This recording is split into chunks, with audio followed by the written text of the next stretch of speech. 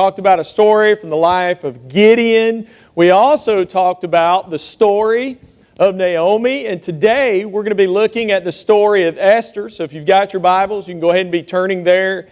It's in between Nehemiah and Job. So maybe that will help you find that location. While you're looking there, I want to kind of set the context for our story today.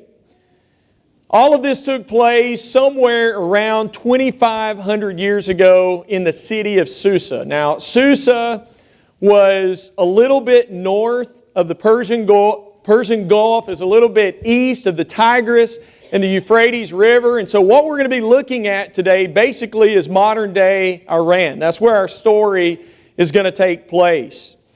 Something else you need to know, it's been about 90 years since Jerusalem has fallen to the hands of the Babylonians. They were taken into captivity, exile. And so now basically what you have are all these Jews that are scattered throughout the province. Some of them have even gone back and they've started rebuilding the city of Jerusalem, rebuilding the temple as well. But at this point in time, Persia is now the world empire. Okay, and Persia at this time has a king. Okay, I'm going to share with you some of the characters in our story today. That king would be King Xerxes. Okay, and what you need to know about King Xerxes at this point in time, he's been reigning for about 3 years. He came into power right after his father, Darius I, died. And something else you might want to note about him and that you are going to learn very quickly is this is a guy who had a pretty bad temper. Okay? Now, the second individual I want to introduce you to is a woman by the name of Queen Vishti or Vishti. I'm not real sure exactly how you pronounce her name, but at the beginning of our story, she is the queen. And what I want you to see from this story is that she is a woman of character and integrity and conviction and courage. And I think you will be very impressed with her, but her story does not last very long. Then we come to another character that we're going to study this morning, a guy by the name of Mordecai. And he is one of the Jews that was actually exiled, or at least his family was exiled to this particular area, and he is serving, even as a Jew, as the royal gatekeeper. Okay? Now, his cousin, who is our main character, is a woman by the name of Esther. But not only is she his cousin, but basically she is his daughter. Okay? Because something has happened to Esther's family. They are killed, and he basically takes care of her. He adopts her. And something else you need to know about Esther is she is very beautiful, but not just outwardly beautiful. As you're going to see in our story, she has an inner beauty that is amazing as well. And I think you're going to be very, very encouraged by her story today. And then lastly, I want to introduce you to our villain. You know, a great story's always got to have a villain. And our villain is a guy by the name of Haman. Okay? He is second in command under King Xerxes. And basically, he is all about self-promotion. He's very cocky, as you will see in our story. But he's also full of something else, and that is hatred. And we're going to see where hatred leads us throughout this story. So these are our characters. Now, let's go ahead and dive in. We're going to begin with chapter 1, and we're going to have to fly because we're going to be looking at 10 chapters today. And basically, I'm going to give you an outline. For chapter number 1, you can label this as the party. Okay? One of the reasons why King Xerxes is throwing a party is because he is getting ready to invade Greece. Now, this was something that his father, Darius I, also attempted, but he failed. But King Xerxes believes that he can do a better job than his father, and so he throws this party to show how powerful and how great he is. Just look at chapter 1, starting in verse 4. It says, "For a full 180 days he displayed the vast wealth of his kingdom and the splendor and the glory of his majesty." Okay, so King Xerxes, he throws this party. One commentary said there would have probably been roughly somewhere between 10 to 15,000 people present. There would have been princes and nobles and all kinds of officials. There would have been military leaders. I mean, this was the party of all parties. And again, it's to show, look how great and how powerful I am. And notice how long this party lasted. 180 days. This party lasted, okay, try and wrap your mind around this. This party lasted for 6 months. Okay? Now look at verse 7 and notice what happens next. After the 180 days are over, guess what King Xerxes does? He throws another party. This time it only lasts 7 days, but it's a little bit wilder and crazier than the last party, because if you look at verses 7 and 8, notice the royal wine was abundant at this party. In other words, it is an open bar. And it is 24/7. The only thing that King Xerxes asks is don't take what you're not going to drink. Okay, so it is open bar. This goes on for 7 days. And so you can imagine there are a lot of individuals at this party who are drunk. And as you continue to look at chapter 1, one of those individuals was the king himself.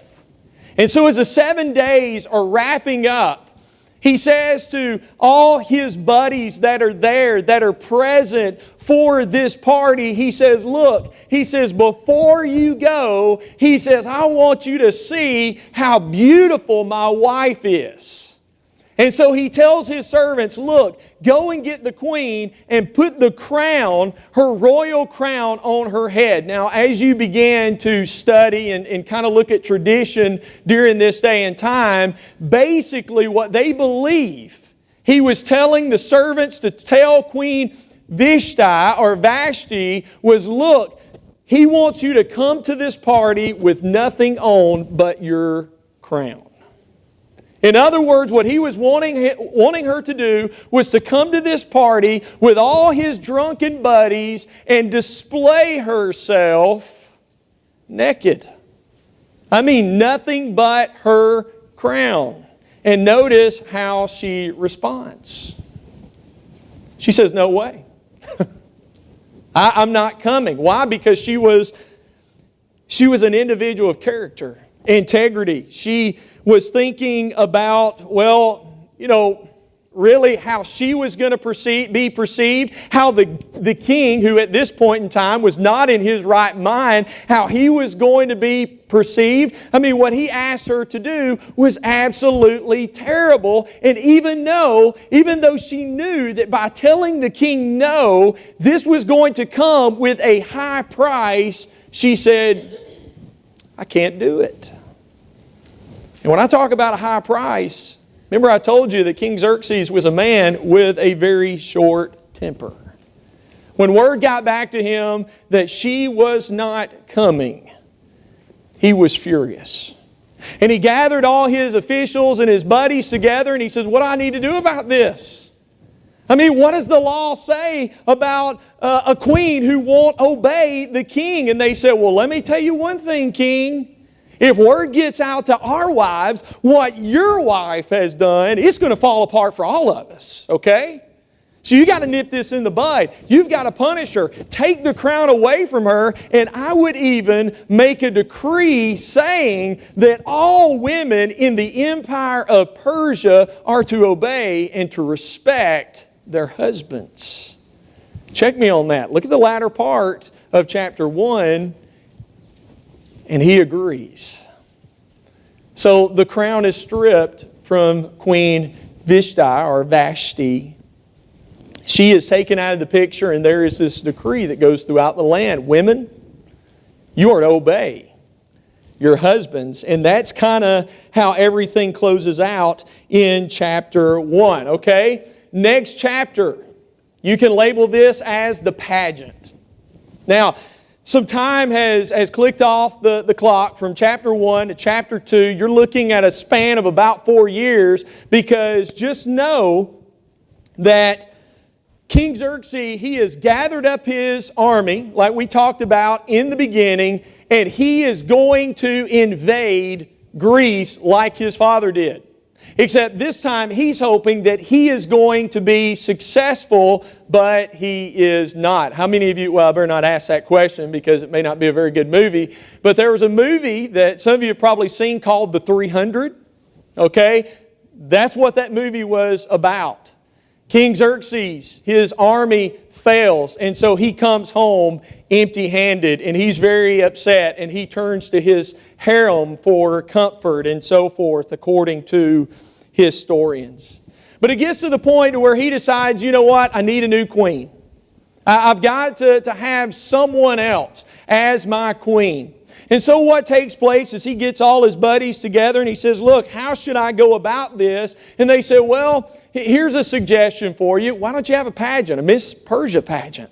Why don't you collect all the beautiful virgins, all the women from all 127 provinces, bring them to your palace, have them displayed before you, and you choose who you want to be your next queen.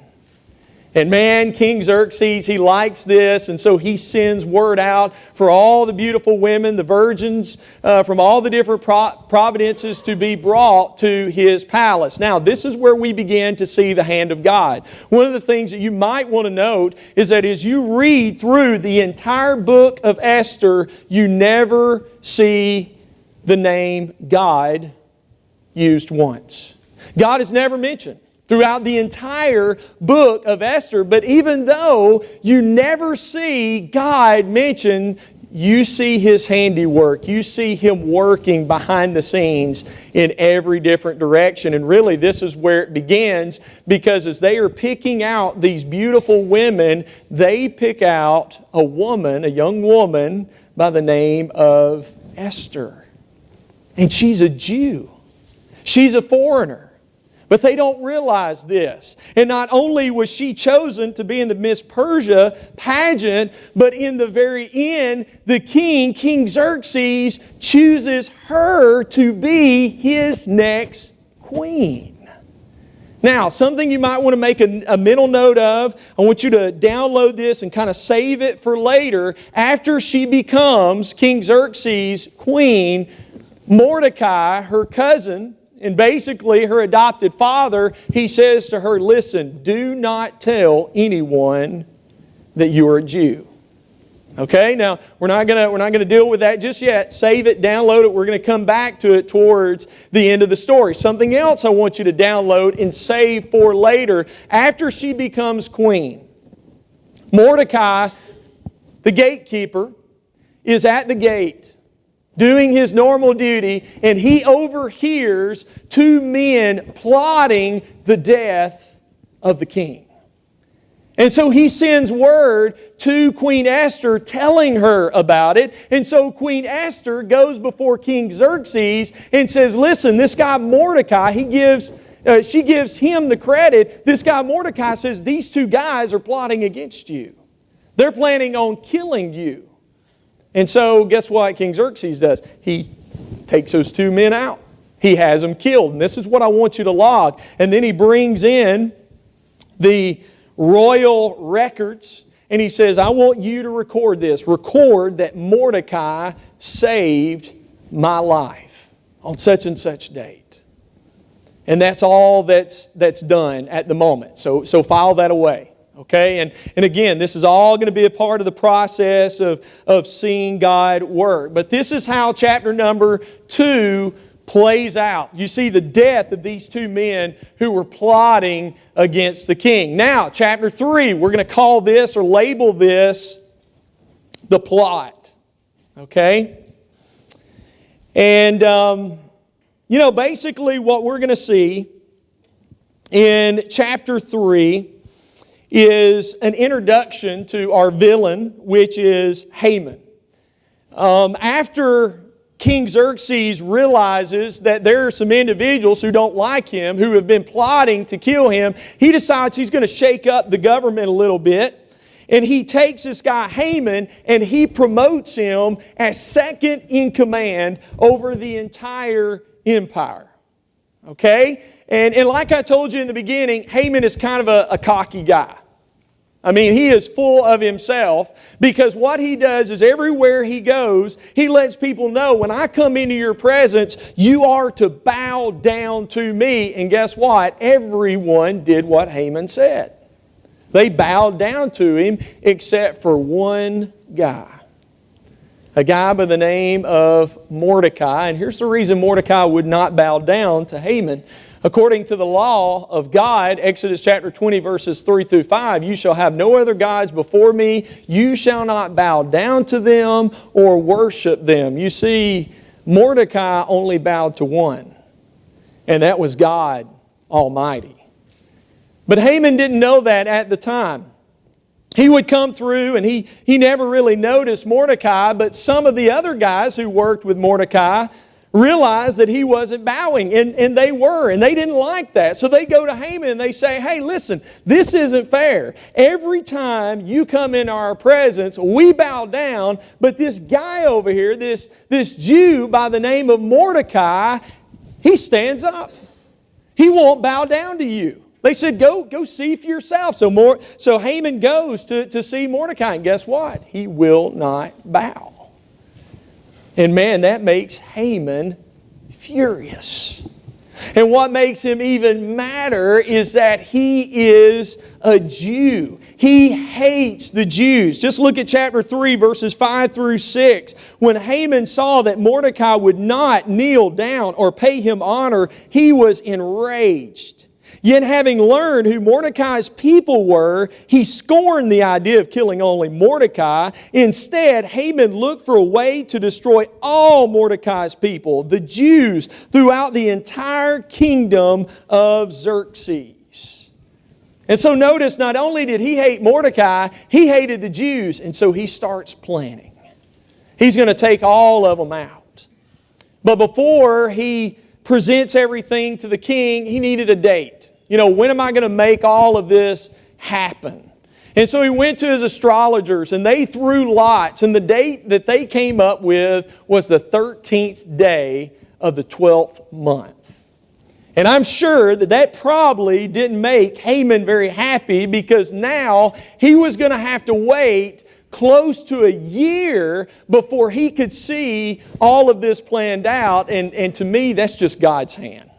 I mean, God is working all through this. In fact, Proverbs chapter 16, verse 33 says this: the lot is cast into the lap, but its every decision is from who? From the Lord. And so God is working. It's going to be at least a year before, all of this is going to go down. And what I want you to see out of this story, first of all, is this. Understand, our God is sovereign. He is on the throne, and the earth is His footstool. He is the one who is in charge of everything. You can mark that down. Yes, we have kings and we have lords in our world, but let me tell you something. He is the King of Kings. And He is the Lord of Lords. And that is good news for this reason. Whatever we're going through, God is over it, and He can bring us through it. Okay? And there may be some of you, okay, like the Jews who are getting ready to go through it. But let me tell you something. Let me remind you, and this is a great refresher, great encouragement from the book of Esther, is God can see you through it. Ultimately, our God is in control. Okay? So basically, this is how chapter 3 closes out. Haman has his date. he goes to the king. He convinces the king, okay, we need to have all the Jews completely wiped out. And I'm talking about not only men, but women and also children. And then on top of that, we need to just plunder all of their possessions. And the king agrees. And he signs a decree on the 13th day of the 12th month. All of this is to take place throughout the Persian Empire. Okay, so now we get into chapter 4, and here's what you can label it or entitle it, The Purpose, or you might even want to put Her Purpose, I believe. Look at the first 3 verses of Esther chapter 4. When Mordecai learned all that had been done, he tore his clothes, put on sackcloth and ashes, and went out into the city wailing loudly and bitterly. But he went only as far as the king's gate, because no one clothed in sackcloth was allowed to enter it. In every province to which the edict in order of the king came, there was great mourning among the Jews, with fasting, weeping, and wailing. Many lay in sackcloth and ashes. And I want to kind of bring this down to where you are today, okay? I want you to just imagine that tonight you're watching television, you're watching your favorite television show, and all of a sudden it's interrupted. Breaking news, it's the president, and he makes this announcement. He says, "Today I have signed an executive order that states that with America's best interests in mind, on October 11th, 2016, all Christians, both men and women and their children, are to be taken from their homes and executed, and their stuff is to be plundered. It's to be given away. It's to be confiscated." How would you feel if that was the announcement tonight? What would you be thinking? Notice how Mordecai replies. I mean, they're crying out. They're tearing their clothes. They're sitting in ashes. They're putting on sackcloth.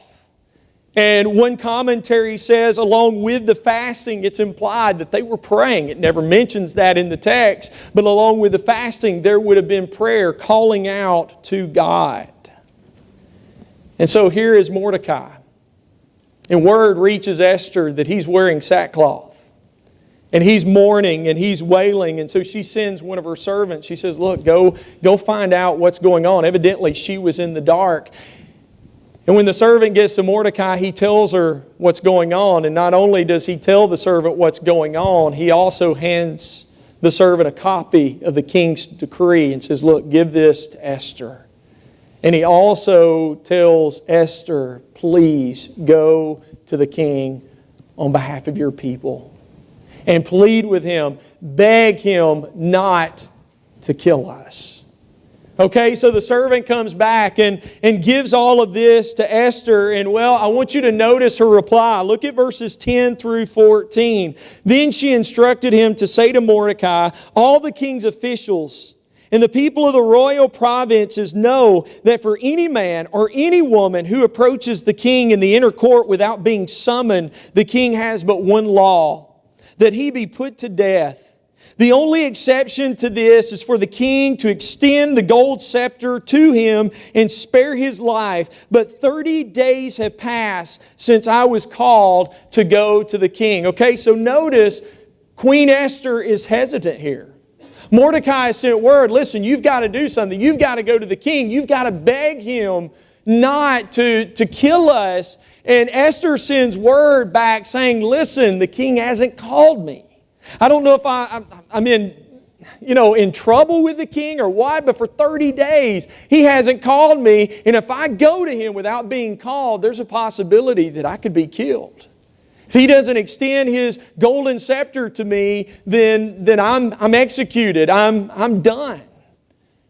And so you can sense the hesitation, and you can understand why. I mean, you know she heard about Queen Vashti, right? I mean, she's heard about that, and then also just the thought of going to the king and finally revealing, "Look, you don't know it, but I'm a Jew." Well, guess what? She could end up being killed with her own people because of who she is. And so there's some hesitation here. And so notice what Mordecai sends back. He says, "Do not think that because you are in the king's house, that you alone of all the Jews will escape. For if you remain silent at this time, relief and deliverance for the Jews will arise from another place, but you and your father's family will perish. And who knows but that you have come to royal position for such a time as this." Now here's what I see Mordecai saying. 3 things to Queen Esther. First of all, he says to Esther, don't think that you are going to escape this Holocaust when it happens. Okay? Don't think you're going to be the only Jew left. Somehow, some way, it's going to get out that you also are a Jew and you and your family, you're all going to die. So you need to know that. Second of all, Mordecai says, listen, if you refuse to step up, and I love this, ultimately what he says, God's going to send someone else. You see, I love his understanding of God's sovereignty, because what Mordecai is saying here is, let me tell you something, sister. What you need to understand is God's will is going to be carried out. I mean, you're very important to the plan, but you're not, indispensable, okay? He can raise up someone else to handle this. And so just know that. And then thirdly, he says, listen, have you thought about this? God has put you exactly where He wants you to be. You never see the word God. But that's what Mordecai is saying. I mean, it's just amazing to see how God works. I think about the story of Joseph. Isn't it very similar, the story of Joseph? You know, God doesn't work in a miraculous way, but He takes this guy, Joseph, who ends up being sold by his brothers, ends up being falsely accused, ends up in jail, and then interprets some dreams, which that part would definitely be miraculous, but after he interprets the dreams, he is placed as second in command under Pharaoh. And you just see the hand of God working in all of that. And what Mordecai is doing is he is reminding her of that. Have you ever thought that God put you exactly where you are for a purpose? To fulfill His will. And so these powerful words, they really hit Esther's heart. And so as you close out chapter 4, verse 16, she says, look, I'm going to do this. And she says, you know what? If I perish, I perish.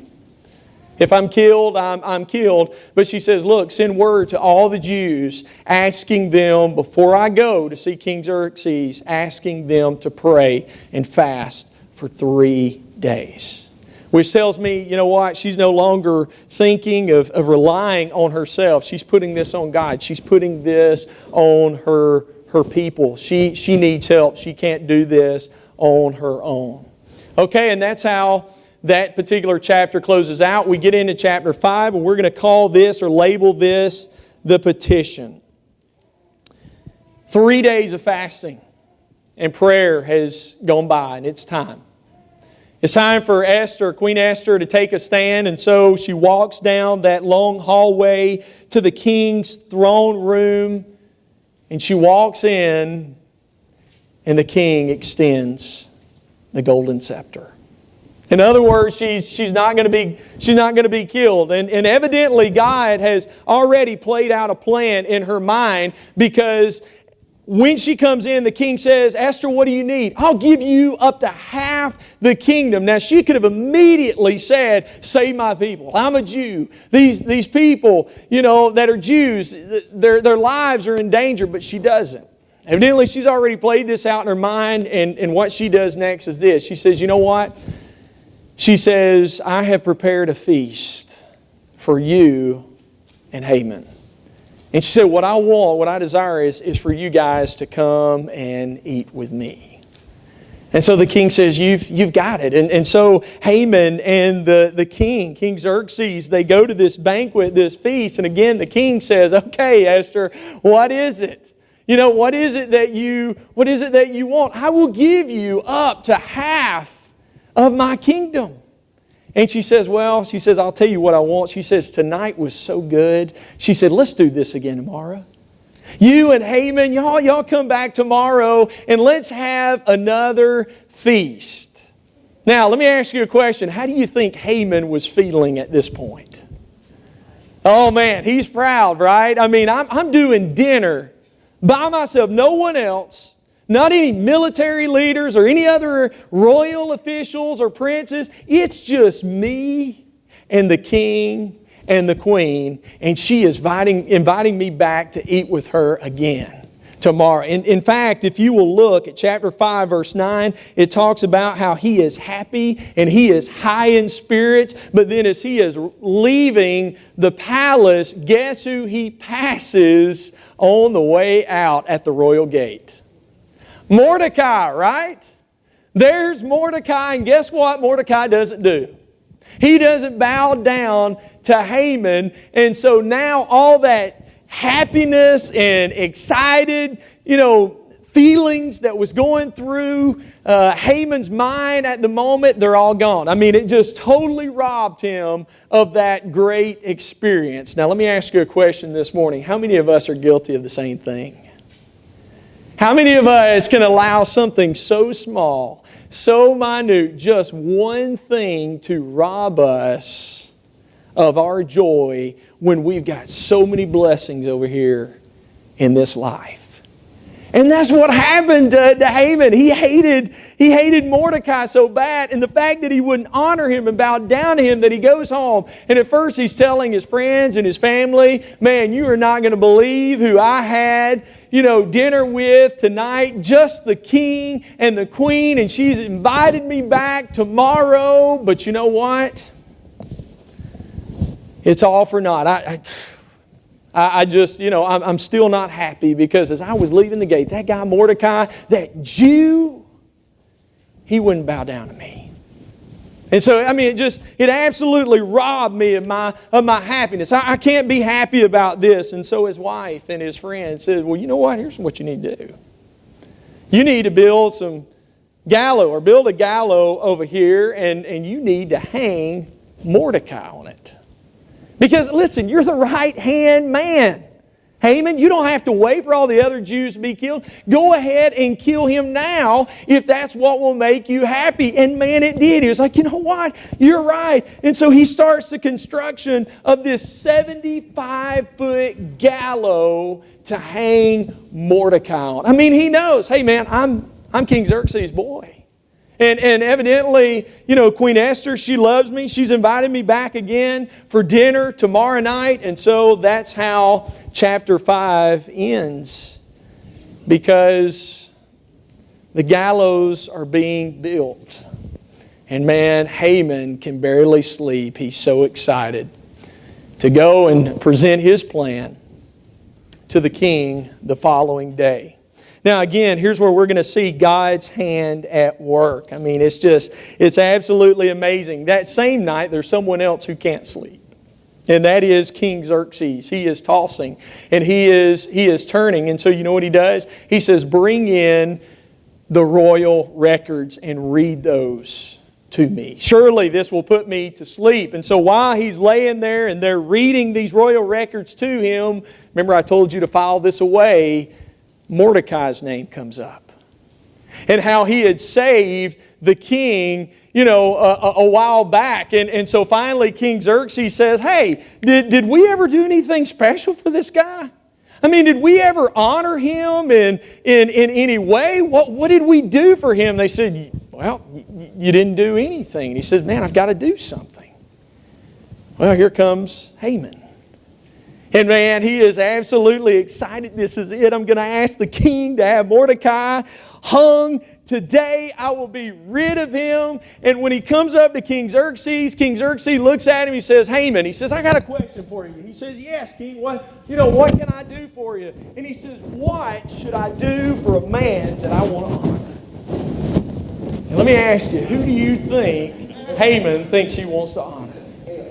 Himself. He is just so full of himself. And so notice how Haman replies, okay? Chapter 6, starting in verse 7, for the man the king delights to honor. Oh, King, have them bring a royal robe the king has worn and a horse the king has ridden, one with a royal crest placed on its head. Then let the robe and the horse be entrusted to one of the king's most noble princes. And let them robe the man the king delights to honor and lead him on the horse through the city streets, proclaiming, "This is what is done for the man the king delights to honor." And when King Xerxes hears it, he says, "Haman, that's genius. I love it." He says, "Now go do that to Mordecai." Can you imagine? And so you go on, okay, in verses 11 through 12, and just picture this in your mind, man. All the air has been let out of his bubble. And it says, so Haman got the robe and the horse, and he rode Mordecai, and he led him on horseback throughout the city streets to honor. Afterward, Mordecai returned, or back.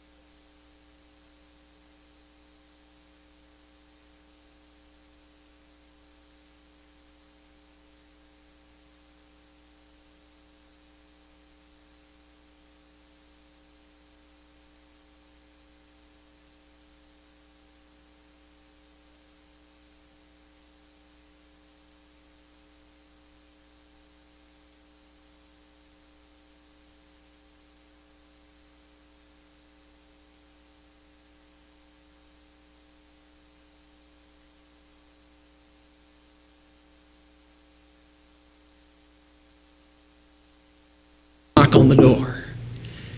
And can't you imagine Haman is thinking, oh man, what now? How could this day get any worse? Well, it is the queen's servants, and they have come to get him for the next banquet. And so Haman, he goes to the banquet with the queen and the king, and I'm just going to read this, okay?